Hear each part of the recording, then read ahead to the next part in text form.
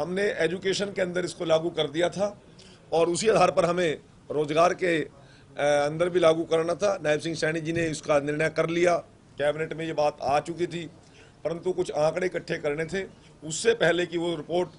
हमारे 80 कमीशन की आती, इतने इन बिटवीन आचार संहिता लग गई और माने मुख्यमंत्री जी का लोग घबराए, मुख्यमंत्री से मिले, परंतु इंद्री की धरती पर मुख्यमंत्री जी ने यह ऐलान कर दिया कि भाई जब मेरी सरकार बनाओ, मैं आपको पहली कलम से और पहली ही कैबिनेट में इसको इम्प्लीमेंट करने का काम करूंगा। और माने मुख्यमंत्री जो जुबान के धनी हैं, दृढ़ निश्चयी हैं,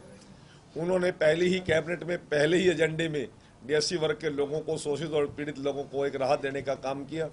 आज उसी का आभार प्रकट करने के लिए हमारे सामाजिक और धार्मिक और शैक्षणिक संगठन, हमारे संत समाज के लोग, हमारे विधायक, पूर्व सांसद, सभी बोर्डों और निगमों के चेयरमैन आज मुख्यमंत्री जी का आभार प्रकट करने के लिए मुख्यमंत्री आवास में गए थे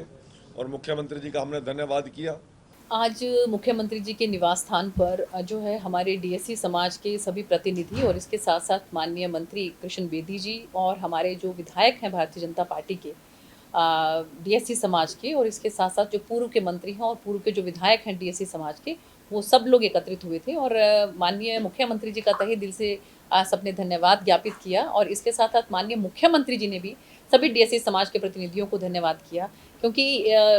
जो डीएससी समाज के लिए माननीय मुख्यमंत्री जी ने इलेक्शन से पहले ही इस बात की ताकीद की थी कि हम इलेक्शन के बाद जो है इसका नोटिफिकेशन जारी करेंगे और आरक्षण के जो वर्गीकरण है, जो कि माननीय सुप्रीम कोर्ट ने जो डिसीजन लिया था, उसको आगे बढ़ाते हुए हरियाणा पहला राज्य ऐसा हुआ कि जिन्होंने वर्गीकरण के लिए कदम आगे बढ़ाया। और माननीय मुख्यमंत्री जी ने जब ये बात स्पष्ट की तो डीएससी समाज ने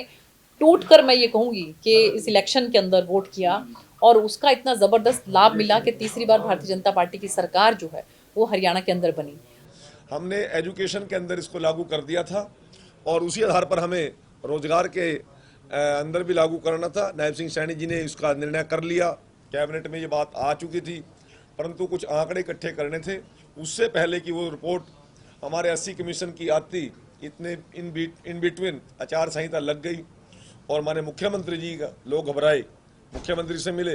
परंतु इंद्री की धरती पर मुख्यमंत्री जी ने यह ऐलान कर दिया कि भाई जब मेरी सरकार बनाओ,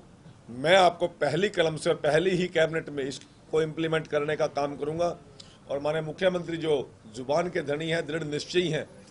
उन्होंने पहली ही कैबिनेट में पहले ही एजेंडे में डीएससी वर्ग के लोगों को, शोषित और पीड़ित लोगों को एक राहत देने का काम किया। आज उसी का आभार प्रकट करने के लिए हमारे सामाजिक और धार्मिक और शैक्षणिक संगठन, हमारे संत समाज के लोग, हमारे विधायक, पूर्व सांसद, सभी बोर्डों और निगमों के चेयरमैन आज मुख्यमंत्री जी का आभार प्रकट करने के लिए मुख्यमंत्री आवास में गए थे